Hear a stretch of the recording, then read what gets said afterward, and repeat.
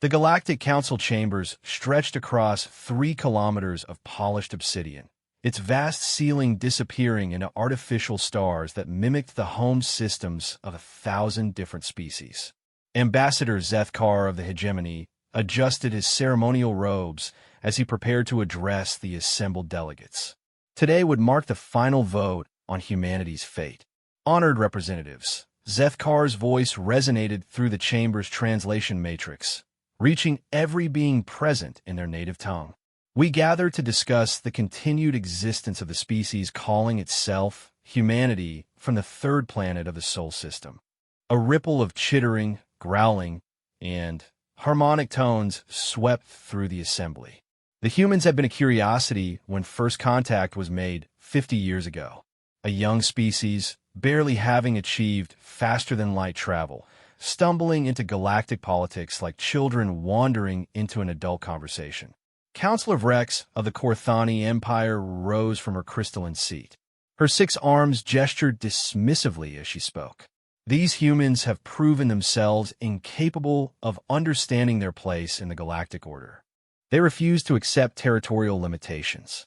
They question established trade routes. They even dare to suggest modifications to our proven governmental systems.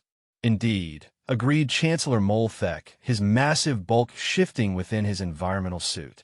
When we generously offered the membership as a client species under hegemony protection, they had the audacity to demand equal representation. Scattered laughter echoed through the chamber. The idea of a species barely 5 decades into space travel demanding equality with civilizations spanning millennia was absurd to most present. Zethkar nodded gravely. The humans have also shown disturbing tendencies toward violence. Their historical records speak of constant warfare among their own kind. Such barbaric instincts have no place in our civilized galaxy. What the assembled delegates did not know was that 3 human ships hung in the outer system, their advanced stealth technology rendering them invisible to even the Council's most sophisticated sensors. Aboard the lead vessel, Captain Sarah Chan watched the proceedings through intercepted communications feeds. "They're really going through with it," muttered Lieutenant Commander Torres from the tactical station. A vote to classify humanity as a galactic threat requiring immediate neutralization. Chen's jaw tightened. The crew had spent weeks infiltrating Council space, gathering intelligence on what the major powers were planning. The evidence was clear. 12 different species had formed a coalition to eliminate humanity before they could become a true competitor. Admiral Reyes was right, Chen said softly. They never intended to give us a fair chance. The vote proceeded with mechanical precision. One by one, species after species cast their decision. The hegemony worlds voted as a bloc for elimination. The Korthani Empire followed suit. Even smaller powers, fearful of opposing the major factions, added their voices to the chorus. The motion passes, Zethkar announced. The species known as humanity is hereby classified as a clear and present danger to galactic peace and stability. Combined fleet operations will commence within 72 hours. As the delegates began filing out, already discussing the distribution of human territories and resources, Captain Chen activated her ship's quantum communicator. "Command, this is Nightwatch 1. The vote is confirmed. They're coming for us." Back on Earth, Admiral Reyes received the transmission in the underground command center buried beneath the Swiss Alps. Around him, the walls displayed real-time feeds from across human space. Colonies, mining operations, trade stations, exploration vessels, all blissfully unaware that their existence had just been voted away by powers who considered them nothing more than an inconvenient pest. How long until their fleets reach our outer colonies? Reyes asked his intelligence chief. Best estimates put the advance forces at our frontier in 18 hours, sir. The main battle groups will arrive within 3 days. Reyes nodded grimly. They had been preparing for this possibility ever since first contact went sour. While the aliens saw humanity as primitive warmongers, they had fundamentally misunderstood what they were dealing with. "Initiate Prometheus Protocol," Reyes commanded. Across human space, hidden installations that had been quietly constructed over the past 2 years came online. Manufacturing centers buried in asteroids. Weapon platforms disguised as mining equipment. Research stations that had been working on reverse-engineered alien technology. The aliens thought they knew humanity. They had studied human history, learned about the wars and conflicts that had shaped the species. What they failed to understand was that those same conflicts had also been the crucible that forged humanity into something unique in the galaxy. Every other species the Council had encountered followed predictable patterns. They developed technology, achieved spaceflight, and gradually expanded their influence through either diplomatic or military means. They built empires that lasted for millennia, becoming comfortable in their power and certain of their superiority. Humanity was different, born on a world that constantly tried to kill them, shaped by ice ages and volcanic eruptions, asteroid impacts, and mass extinctions. Humans had learned to adapt or die. They had taken that same mindset to the stars, never assuming that today's advantage would last forever. While the Council species had grown comfortable in their power, humanity had been quietly preparing for war. The first sign that something was wrong came when the Hegemony Advanced Fleet dropped out of hyperspace at the human colony of New Geneva. Admiral Korthak expected to find a lightly defended agricultural world, easy prey for his 15 heavy cruisers. Instead, his sensors detected massive energy signatures throughout the system. What had appeared to be simple mining asteroids were revealing themselves as heavily armed battle platforms. The civilian cargo ships in orbit were dropping their disguises to expose weapon systems that made his own vessels look primitive. "This is impossible," Korthak muttered as his tactical display filled with red icons. Intelligence reports indicated minimal military presence. His communications officer looked up with a pale expression. "Admiral, we're receiving a transmission from the planet's surface." "Put it through." The main screen flickered to life, revealing a human female in military uniform. Her eyes held a cold determination that sent an uncomfortable chill through the bridge crew. "I am General Martinez, commander of the New Geneva Defense Force," the human said calmly. "You have 60 seconds to reverse course and exit this system. This is your only warning." Korthak's mandibles clicked in amusement. "You dare threaten a hegemony battle fleet with your pathetic defenses?" 50 seconds, Martinez replied without changing expression. The hegemony admiral turned to his weapons officer.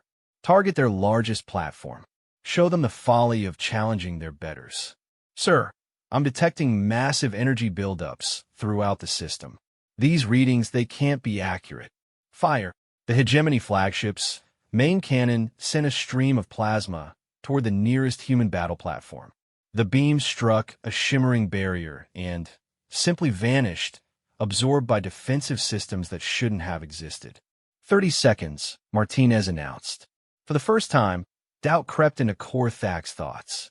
His intelligence briefings had described humans as technologically inferior, still dependent on crude chemical rockets and primitive fusion reactors. The systems he was seeing suggested capabilities far beyond anything in the Council databases. "How is this possible?" he whispered. Martinez smiled, and there was no warmth in it. "You really thought we'd spend 50 years in contact with you without learning a few things? Time's up, Admiral." The response was unlike anything the hegemony had ever encountered. Instead of traditional energy weapons or kinetic projectiles, the human platforms launched what appeared to be simple metal rods. Korthak's tactical officer dismissed them as primitive until they began accelerating far beyond what any known propulsion system could achieve. The rods struck with the force of nuclear weapons, but their effects were far more devastating. Whatever exotic matter they contained seemed to disrupt the very structure of the hegemony ships, causing hull plating to simply cease to exist. Within minutes, the most advanced battle fleet in hegemony space was reduced to expanding clouds of debris. Similar scenes played out across human space as the various Council fleets arrived to find not helpless colonies, but fully militarized systems equipped with technology that seemed to violate known physical laws.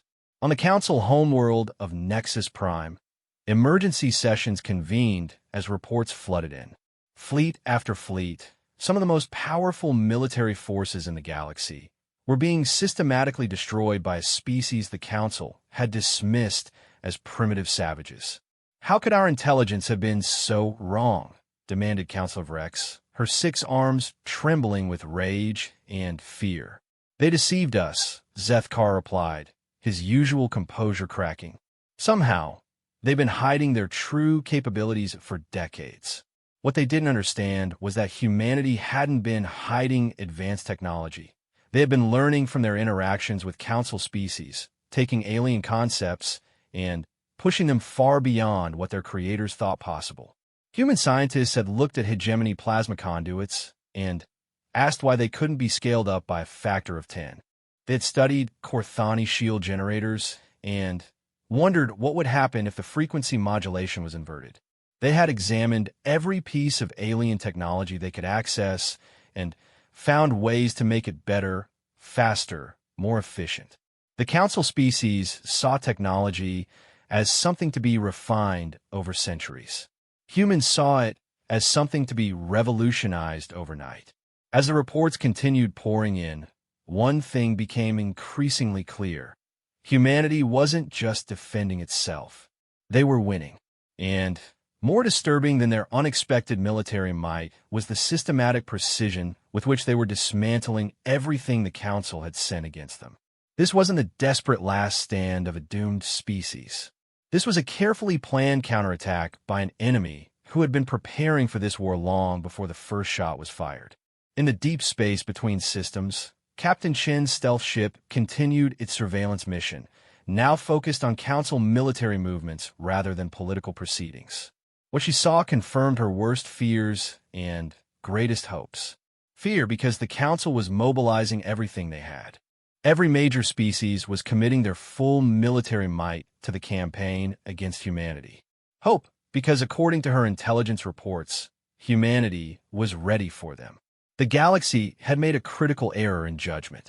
They had looked at human history and seen only violence and chaos. They had missed the deeper pattern, that every conflict, every war, every struggle had been a learning experience that made humanity stronger, smarter, and more adaptable. Now they were about to discover what happened when you declared war on a species that had spent its entire existence learning how to survive against impossible odds. The Council had wanted to eliminate humanity before they became a threat. Instead, they had just discovered that the threat had been there all along, waiting for the right moment to reveal itself. And that moment had finally come. The emergency session of the Galactic Council had been going for 18 hours without recess. The holographic displays surrounding the central platform showed tactical readouts that told an impossible story. In less than 3 days, humanity had destroyed or captured over 200 Council warships without losing a single major vessel. Supreme Chancellor Vexhai of the Arcanian Collective stood before the assembled delegates, his crystalline form pulsing with agitated colors. "Fellow Council members, we must face the reality of our situation. Every fleet we have sent against the humans has been eliminated. Their defensive capabilities far exceed our projections." "Impossible!" roared General Thrackmore, his massive frame causing the platform to groan under his weight. "The humans are a level 2 civilization at best. Their weapons should be projectile-based chemical propulsion systems. Their ships should be vulnerable to any coordinated attack." Admiral Zaraketh of the Confederation Navy activated her personal display, showing the remnants of the 3rd Hegemony battle fleet. "General, these are the sensor readings from the Tau Ceti engagement. Watch the energy signatures." The recording played in horrifying detail. The Hegemony fleet had emerged from hyperspace expecting to overwhelm the small human research station. Instead, they found the entire system transformed into a weapons platform. Asteroids revealed themselves as massive gun batteries. The research station itself unfolded like a metal flower, exposing weapon systems that generated energy signatures off any known scale. But what truly disturbed the watching council members wasn't the firepower, it was the precision. The humans hadn't simply destroyed the hegemony ships. They had selectively disabled them, captured them, or eliminated them based on some complex calculation that suggested they understood Council military doctrine better than the Council understood itself. Analysis of the debris patterns, Admiral Zaraketh continued, indicates that the humans targeted specific subsystems with surgical accuracy. They knew exactly where our shield generators were located, how our weapons systems operated, and what our tactical limitations were. Counselor Vorth, whose insectoid species had maintained neutrality for 3 centuries, clicked his mandibles nervously. How could they have acquired such detailed intelligence? Our security protocols are absolute. The answer came from an unexpected source. Dr. Intar, the Council's leading xenobiologist, activated her workstation. Honored colleagues, I have been analyzing human psychology reports for the past 72 hours. I believe we have fundamentally misunderstood this species. Elaborate. Chancellor Vexhai commanded. We have classified humans as aggressive and warlike based on their historical conflicts. However, further analysis reveals that these conflicts served a different purpose than we initially believed. They were not simply expressions of violence. They were learning experiences. Dr. Intar's display showed comparative data between human conflicts and similar events in other species' histories. Every major war in human history resulted in significant technological advancement. They used conflict as a catalyst for innovation. More importantly, they developed a strategic mindset that assumes any opponent will eventually become an enemy. The implications hung in the air like a poison cloud. If Dr. Intar was correct, then humanity had been preparing for war with the Council from the moment of first contact. You're suggesting they've been spying on us for 50 years? Admiral Zaraketh asked. Not just spying, learning, adapting. Every trade mission, every cultural exchange, every diplomatic meeting was an intelligence-gathering operation. They studied our technology, our tactics, our weaknesses, and they prepared countermeasures for everything. General Thrackmore's massive fists slammed against his platform. Then we destroy their homeworld, end this threat permanently. With what ships? Chancellor Vexhai asked quietly. We have already committed over 600 vessels to this campaign. Less than 50 have returned, and most of those are heavily damaged.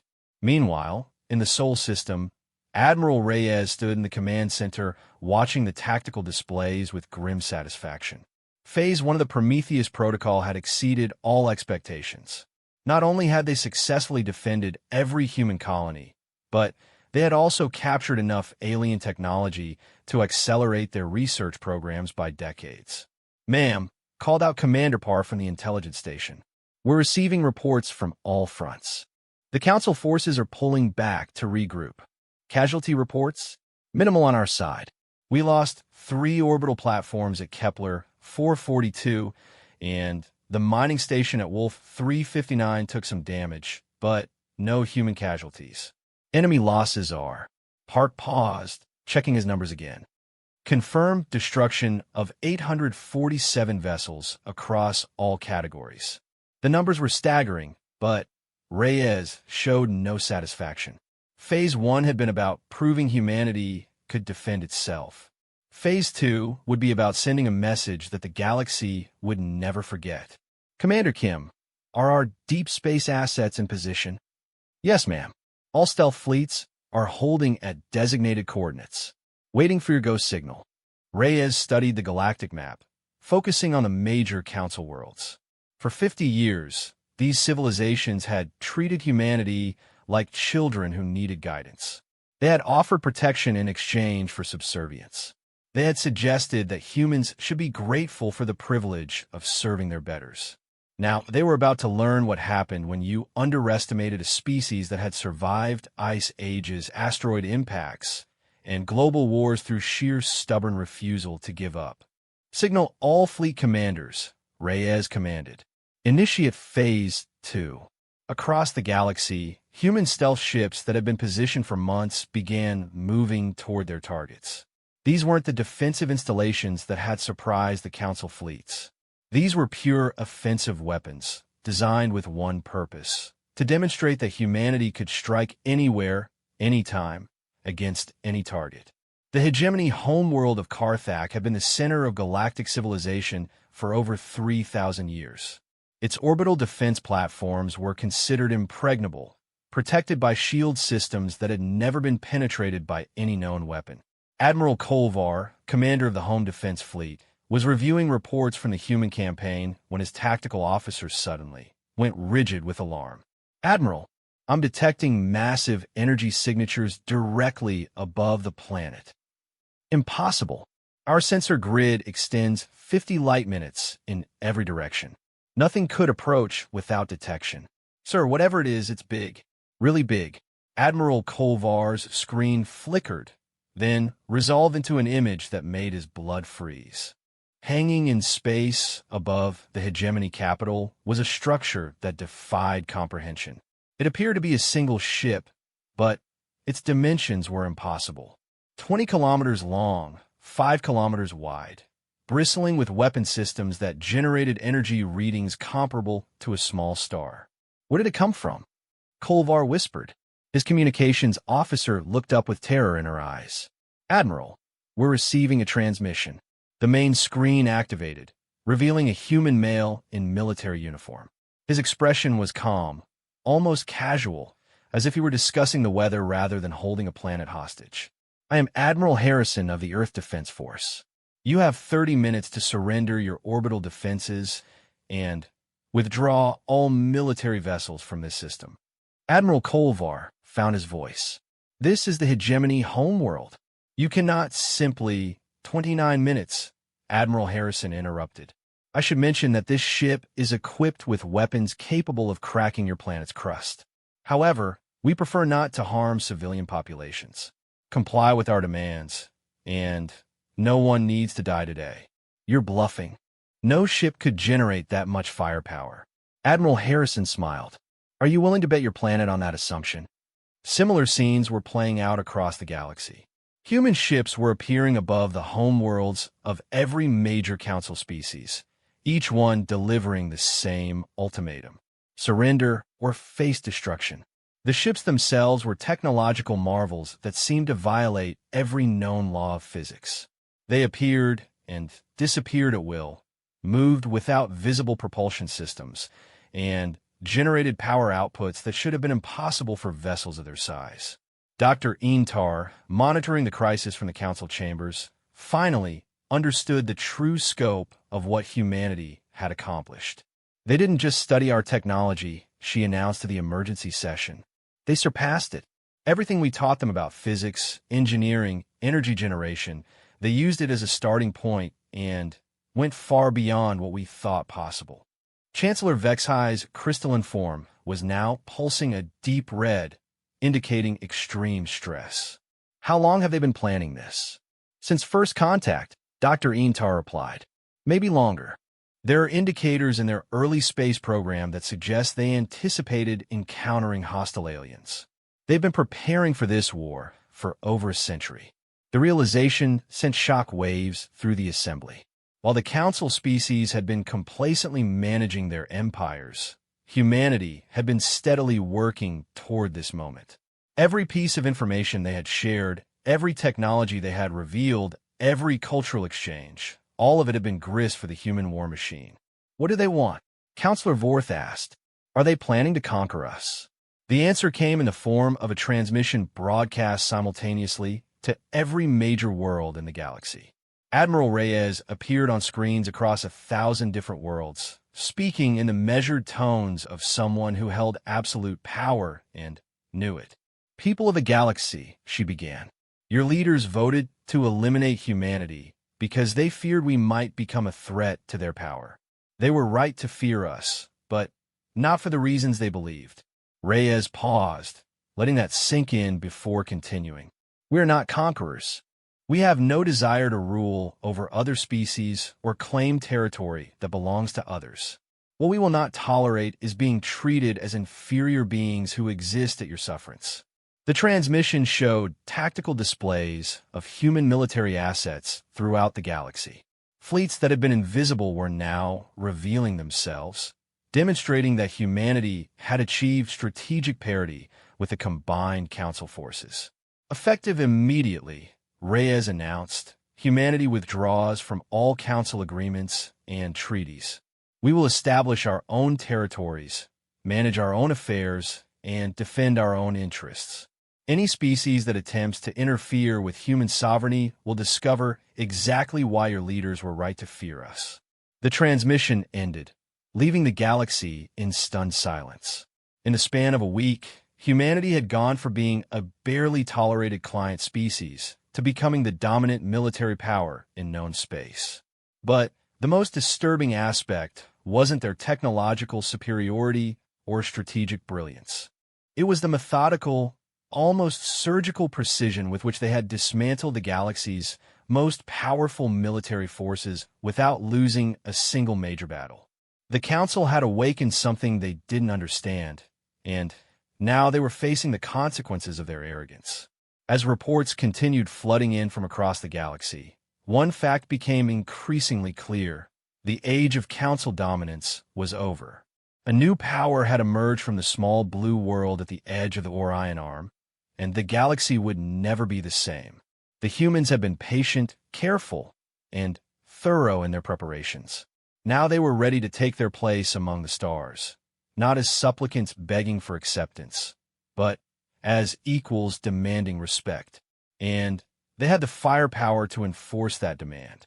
3 weeks after humanity's dramatic revelation of force, the galaxy had settled into an uneasy quiet. The great Council fleets remained in their home systems, licking their wounds and trying to understand how they had been so thoroughly outmaneuvered. But in the deep space lanes between star systems, a different kind of warfare was beginning. Captain Elena Rodriguez guided her patrol cruiser through the asteroid field of the Vega system, her sensors sweeping for any sign of the raiders that had been attacking civilian shipping. These weren't Council military forces. They were pirates and mercenaries taking advantage of the chaos to prey on vulnerable targets. Contact bearing 27 Mark 15, announced her tactical officer. 3 vessels, configuration unknown. Rodriguez studied the sensor returns. The ships were clearly armed, but their design didn't match any known Council military pattern. Hail them. The response came immediately, and it wasn't what she expected. Instead of the harsh tones of pirates or the formal language of military commanders, she heard something that sounded almost like panic. Human ship, please. We are not raiders. We are refugees. Rodriguez frowned. Refugees from where? The Keltari hegemony. Our worlds have been abandoned. The protection fleets were withdrawn to defend the core systems. When the criminal syndicates learned we were defenseless, they came for everything we had. The story that emerged over the next hour painted a picture that was being repeated across the galaxy. As the major powers pulled their forces back to protect their homeworlds, smaller species and colony worlds found themselves without protection. Criminal organizations, terrorist groups, and opportunistic raiders were taking advantage of the power vacuum. Rodriguez made a decision that would have far-reaching consequences. This is Captain Rodriguez to all ships in the convoy. You are now under the protection of the Earth Defense Force. Follow us to New Geneva System, where you can request formal sanctuary. The response from Earth Command came 12 hours later. Admiral Reyes herself appeared on Rodriguez's communication screen, and her expression was thoughtful rather than angry. Captain, you've opened a door that we may not be able to close. Are you prepared for the implications? Ma'am, we can't just ignore civilian populations being slaughtered by pirates. That's not who we are. Reyes smiled. No, it's not. Which is exactly what I was hoping you'd say. Consider your actions retroactively authorized. And, Captain, you're about to get a lot more company.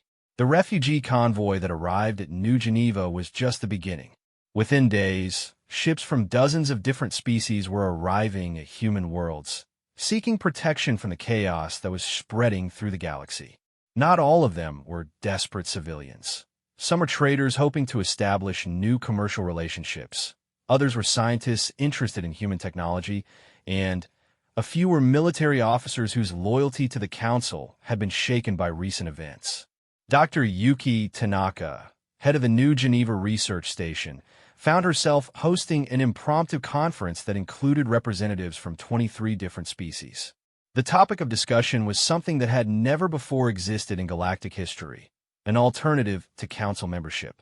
The problem, explained Commander Veltar, a former hegemony officer who had resigned his commission in protest over the war against humanity, is that the Council model assumes hierarchy. Someone has to be in charge, someone has to set the rules, and everyone else has to follow them. Dr. Tanaka nodded. Our political scientists have been studying this issue since first contact. The Council system works well for maintaining stability, but it doesn't adapt well to change. When new challenges arise, the established powers are too invested in the status quo to respond effectively. What are you proposing as an alternative? Asked Dr. Zeklai, whose crystalline form shimmered with curiosity. Something we call the cooperative framework. Instead of a hierarchical structure where major powers dominate smaller ones, we create a network of mutual agreements between equals.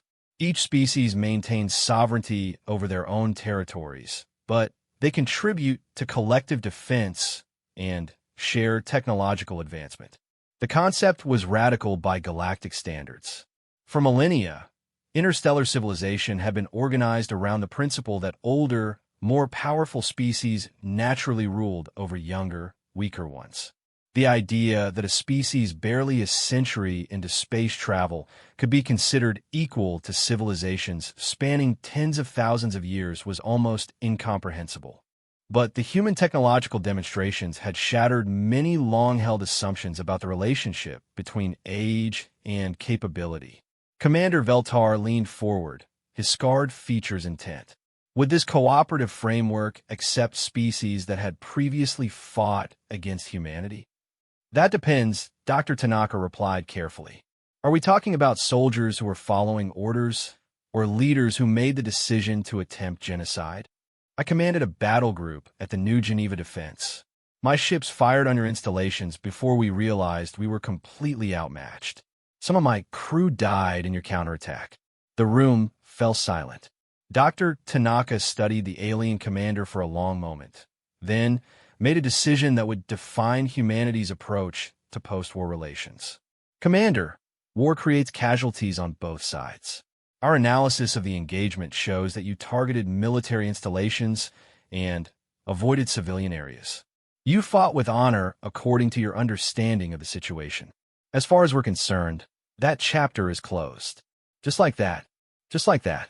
We're more interested in building something new than in punishing people for past mistakes.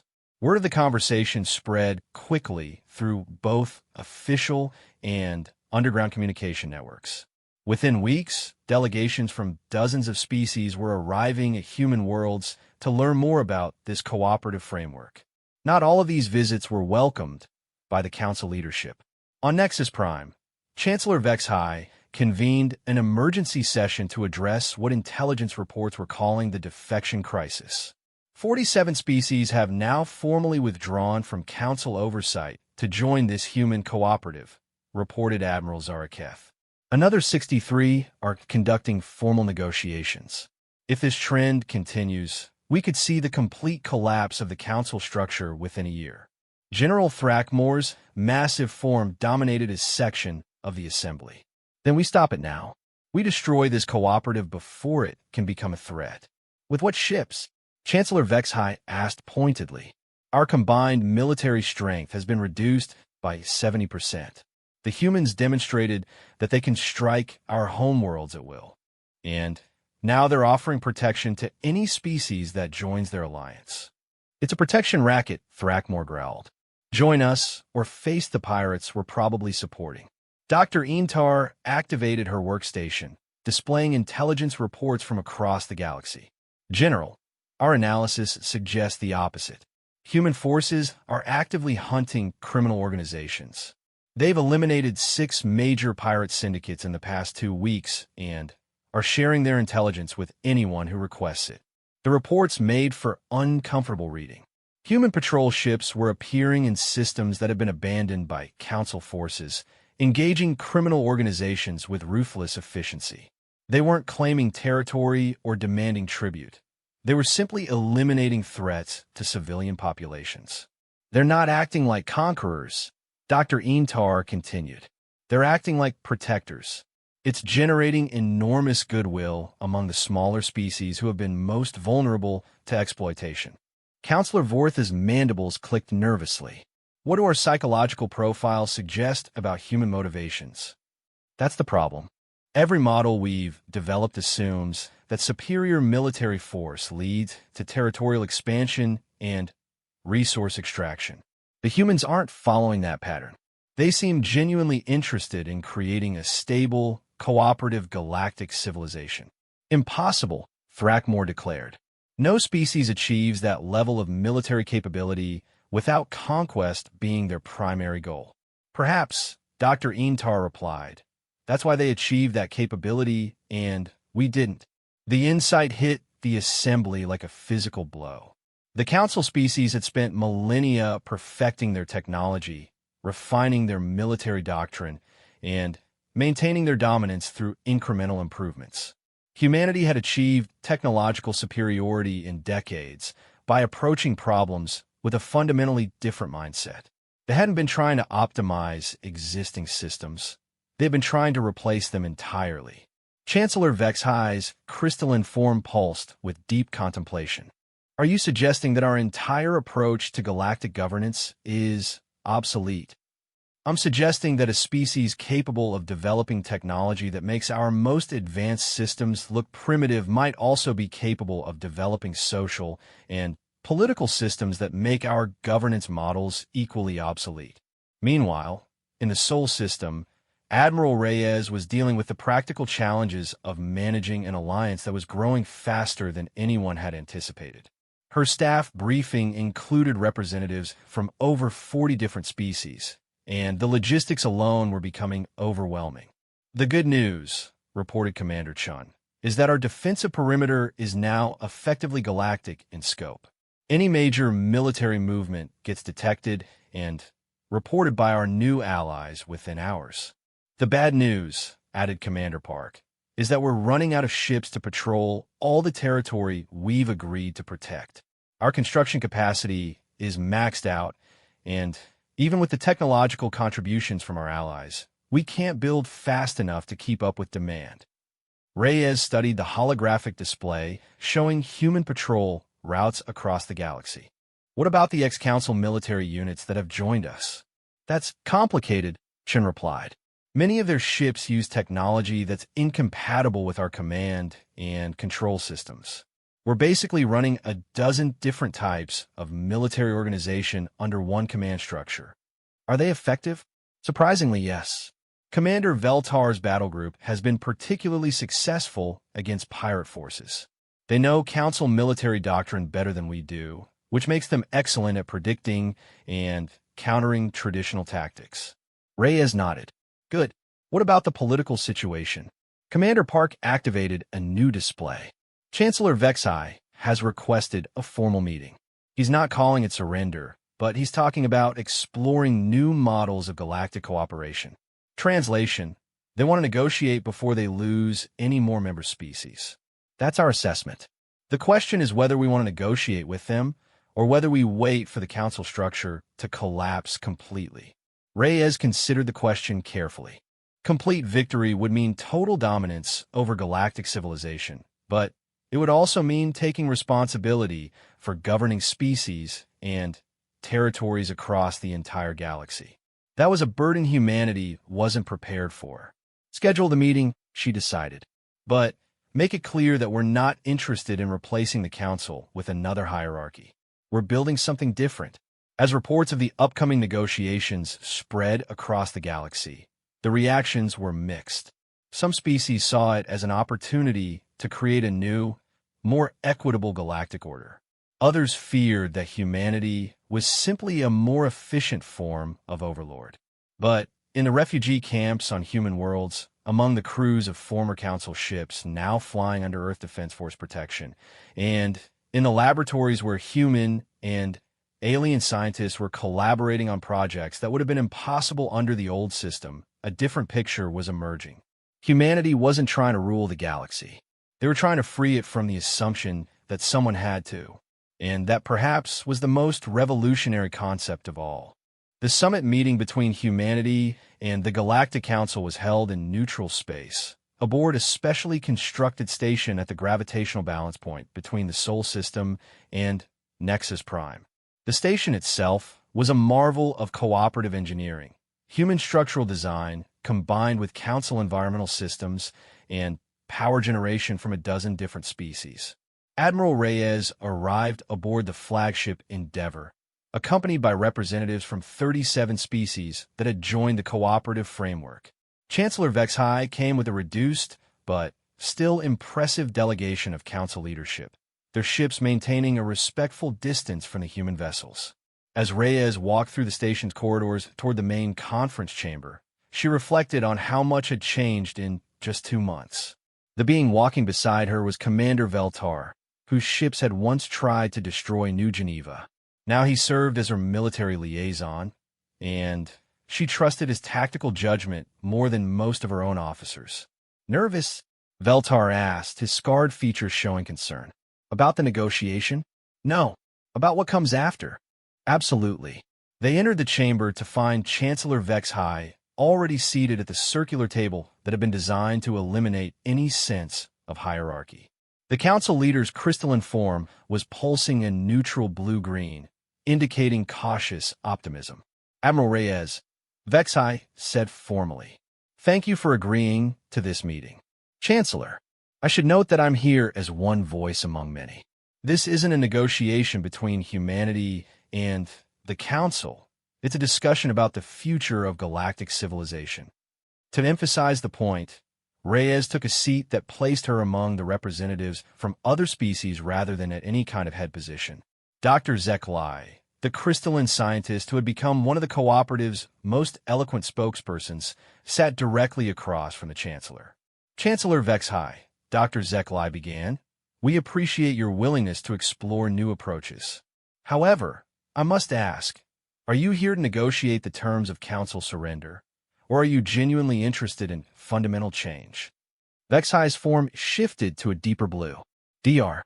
Zeklai, I have spent the past month reviewing intelligence reports and historical analyses. Our xenobiologists have concluded that humanity represents a genuinely new type of spacefaring civilization. They have achieved in decades what took us millennia, and they have done so by approaching problems in ways we never considered. And what conclusion have you drawn from that analysis? That perhaps our way of organizing galactic society is not the only way, or even the best way." The admission sent shock waves through the assembled delegates. For a leader of the Council to acknowledge that their governing philosophy might be flawed was unprecedented in galactic history. Admiral Zaraketh leaned forward. "What exactly are you proposing?" Chancellor Vexhai activated a holographic display showing the current political map of the galaxy. Red areas represented Council-controlled space, which had shrunk dramatically. Blue areas showed the expanding cooperative framework. But most disturbing was the growing amount of gray space, systems that had fallen into chaos as the old order collapsed. "The reality," Vexhai said, "is that the Council system is failing. We cannot maintain order across our traditional territories. Criminal organizations are filling the power vacuum. Entire sectors are reverting to pre-space flight barbarism. And you think cooperation with humanity will solve this?" asked General Thrackmore, who had been notably silent until now. "I think," Vexhai replied carefully, "that humanity has demonstrated capabilities we lack. Their military technology is superior to ours. Their organizational methods have proven more effective at maintaining order.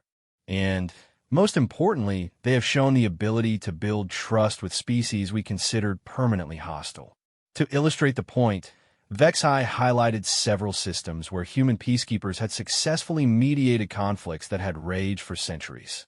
The secret, according to human diplomatic reports, was treating all parties as equals rather than trying to impose solutions from above. Dr. Tanaka, participating via holographic link from New Geneva, addressed the council delegation directly. Chancellor, what we're proposing isn't the replacement of one hierarchy with another. We're suggesting a fundamental shift in how spacefaring civilizations relate to each other. Explain. The cooperative framework is based on the principle that each species has something unique to contribute. Instead of ranking civilizations by age or military power, we focus on capabilities and mutual benefit. A species that's only been spacefaring for a few hundred years might have insights that species with millennia of experience have overlooked. That's exactly what humanity did to us, Admiral Zaraketh said grimly. You took our own technology and made it better than we ever imagined possible. Not just our technology, Reyes corrected. Your approaches to biological adaptation, Corthani shield harmonics, Arcanian crystalline computing, we learned from everyone. The difference is that we didn't see learning from others as a sign of inferiority. We saw it as an opportunity to create something better than any of US could achieve alone. Commander Veltar spoke up. The council model assumes that older civilizations are inherently superior because they've had more time to develop. But what if that assumption is wrong? What if older civilizations sometimes become set in their ways, unable to adapt to new challenges? The question hung in the air like a challenge. It struck at the very foundation of council philosophy, which held that experience and tradition were the highest values in galactic civilization. Chancellor Vexhai was quiet for several minutes, his crystalline form cycling through colors that indicated deep contemplation. When he finally spoke, his words carried the weight of historical transformation. Dr. Zeklai, you mentioned fundamental change. What specifically would this cooperative framework require from existing council species? First, abandonment of territorial claims based solely on historical precedent. Territory should belong to those who can effectively govern it and protect its inhabitants. Second, elimination of species-based hierarchy. A civilization's voice in galactic affairs should be based on their contributions and capabilities, not their age or military power. Third, commitment to mutual defense and shared technological advancement. And in return, full participation in the most rapid technological advancement in galactic history, Dr. Tanaka replied. Human research teams are currently working on projects that could revolutionize space travel, energy generation, and biological adaptation. But we're not hoarding these discoveries. Every breakthrough is shared immediately with all cooperative members. To demonstrate the point, Dr. Tanaka activated a display showing current joint research projects. The scope was staggering. Human creativity combined with alien expertise was producing innovations that surpassed anything achieved by individual species. The Quantum Tunneling Project is a collaboration between human physicists and Arcanian crystal engineers, she explained. We've achieved stable artificial wormholes that could reduce interstellar travel time from weeks to hours. The Biological Adaptation Initiative combines human genetic research with hegemony regeneration technology. We're on the verge of making every species immune to radiation and capable of surviving in any environment. General Thrackmore's massive form shifted uncomfortably, and the military applications are shared equally among all members, Reyes replied. But they're designed for defense and peacekeeping, not conquest. We've seen what happens when superior technology is used for domination. We have no interest in repeating those mistakes.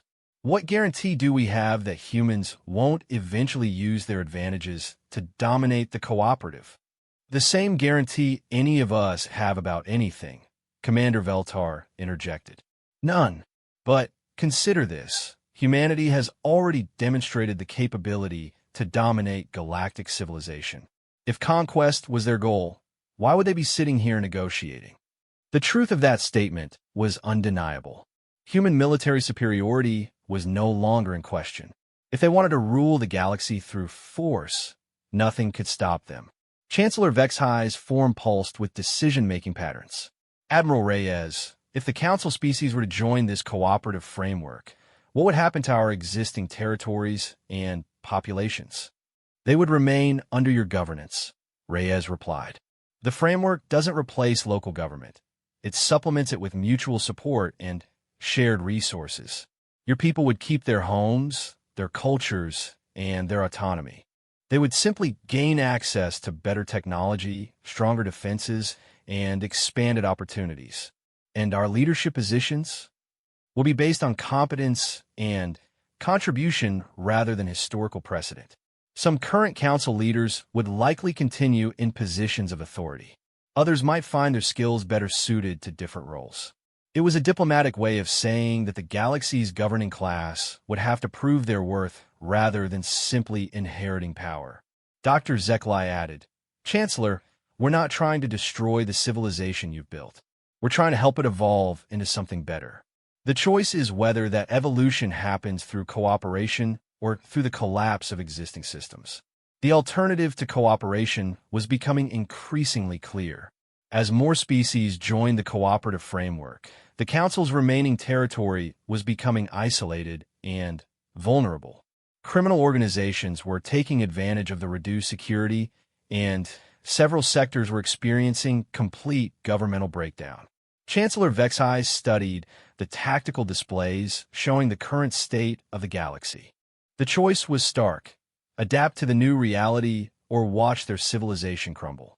What will be the first step? He asked finally. A joint operation to restore order in the affected sectors, Reyes replied. Council forces working alongside cooperative peacekeepers to eliminate the criminal organizations and restore basic services. Consider it a test of whether our two approaches to governance can work together. And if the test succeeds, then we move forward with full integration. Shared technology, mutual defense, and a new model of galactic civilization based on cooperation rather than domination. The chamber fell silent as Chancellor Vexhi considered the proposal. Outside the station's viewports, the stars waited for a decision that would shape the future of every species among them. Finally, Vexhi's crystalline form shifted to a bright, determined gold. Admiral Reyes, Dr. Zeklai, members of the cooperative framework, the Galactic Council formally requests to begin the process of integration with your alliance. The words mark the end of one era and the beginning of another. For the first time in galactic history, the future would be built through cooperation rather than conquest, with every species contributing their unique capabilities to something greater than any of them could achieve alone. As the delegates began working out the practical details of integration, Admiral Reyes allowed herself a moment of satisfaction. Humanity had set out to earn their place in galactic civilization. Instead, they had transformed what galactic civilization meant entirely. The galaxy would never be the same. 2 years had passed since the formation of the Galactic Cooperative, and the transformation was beyond anything the galaxy's leaders had imagined possible.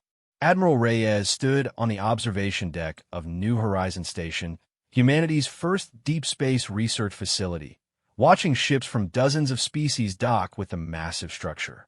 The station itself was a symbol of the new galactic order, a fusion of human engineering, Arcanian crystalline technology, hegemony biological systems, and innovations from 47 different civilizations.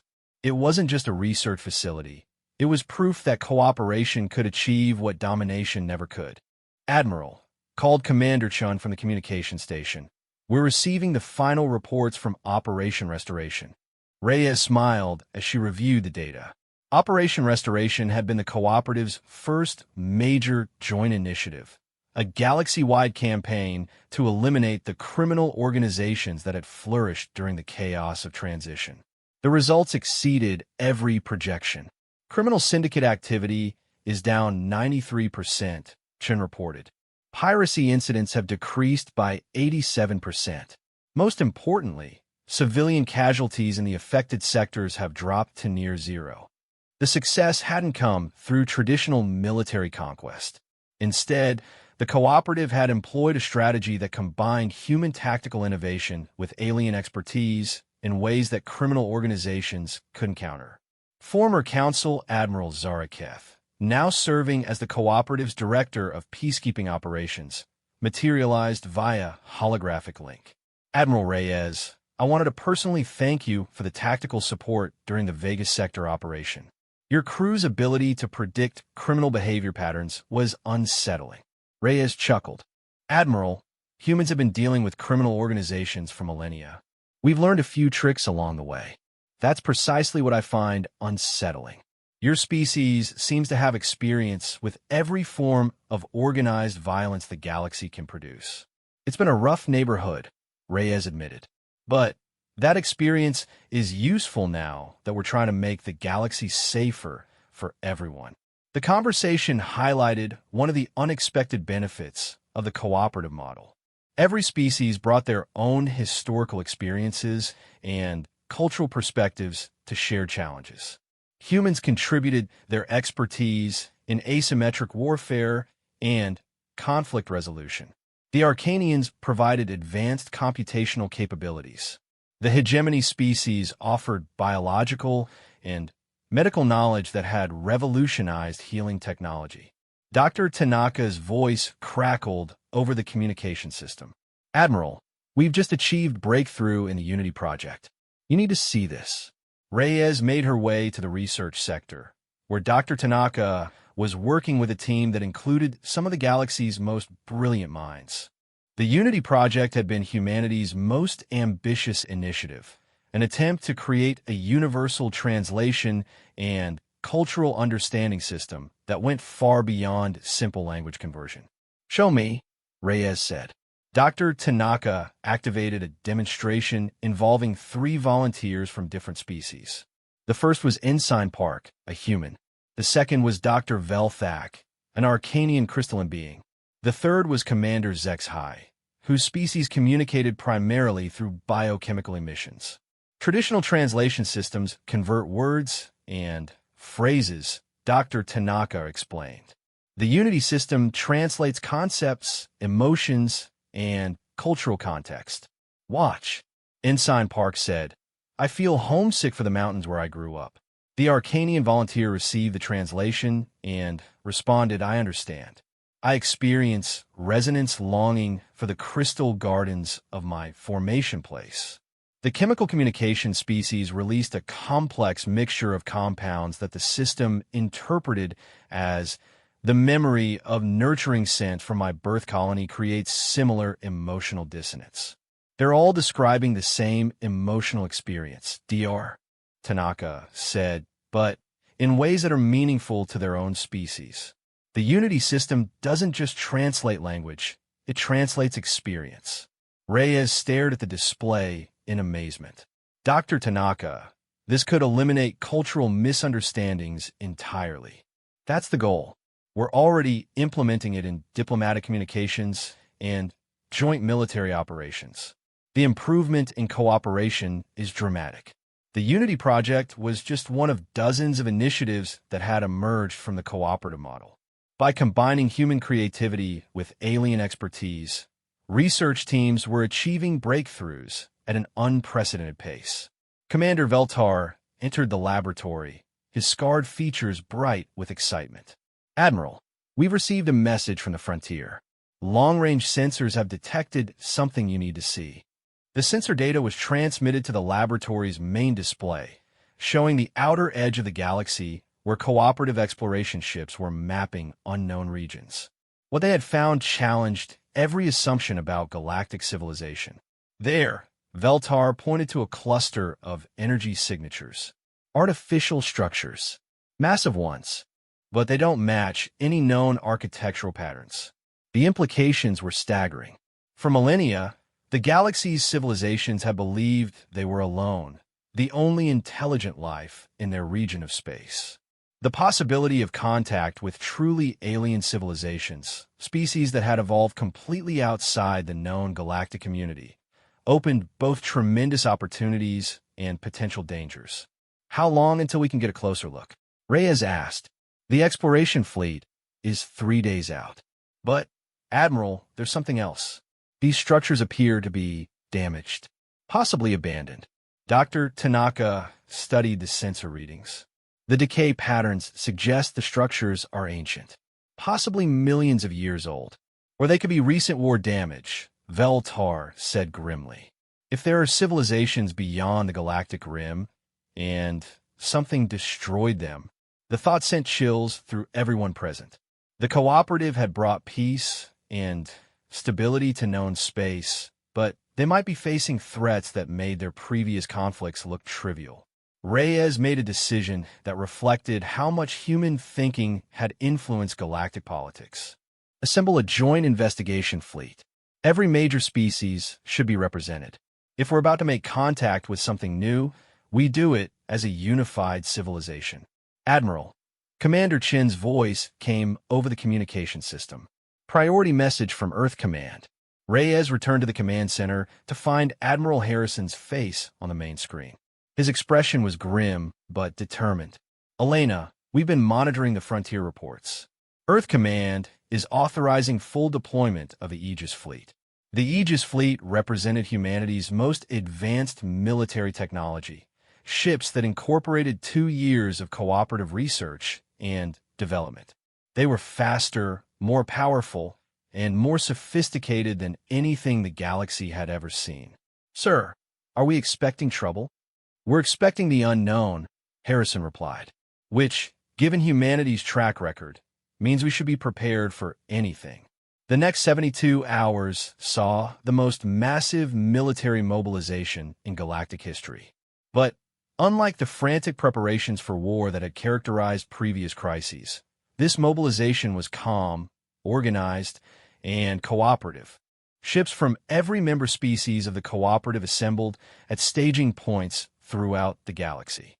Human vessels with their revolutionary propulsion systems. Arcanian ships with computational capabilities that bordered on telepathy. Hegemony vessels with biological technology that could adapt to any environment. Former Council fleets that had been upgraded with cooperative technology. Dr. Zeklai, now serving as the cooperative's Director of Diplomatic Relations, coordinated the civilian aspects of the mission. If these structures are inhabited, we need to be prepared for first contact protocols. We have no idea what we're going to find. What's our primary goal? Asked Chancellor Vexhai, whose species had adapted remarkably well to the cooperative model. Understanding, Reyes replied. We learn what we're dealing with before we make any decisions about response. The joint fleet that eventually departed for the Galactic Rim was unprecedented in scope and capability. 300 ships from 47 different species, all working under unified command protocols that had been developed through 2 years of cooperative operations. As the fleet approached the mysterious structures, long-range sensors revealed details that were both fascinating and disturbing.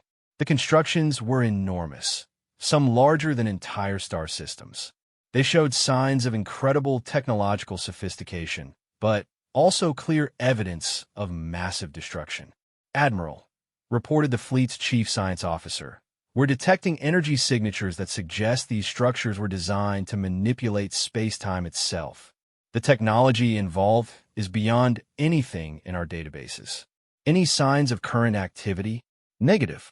These structures have been inactive for at least several million years. As the fleet moved closer, the full scope of what they were seeing became clear.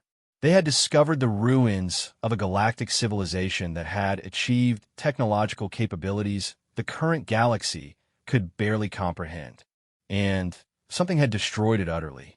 Admiral Reyes, came a transmission from the lead exploration vessel. We found something you need to see. The discovery was both thrilling and terrifying. Hidden within the ruins were data repositories that had survived the destruction.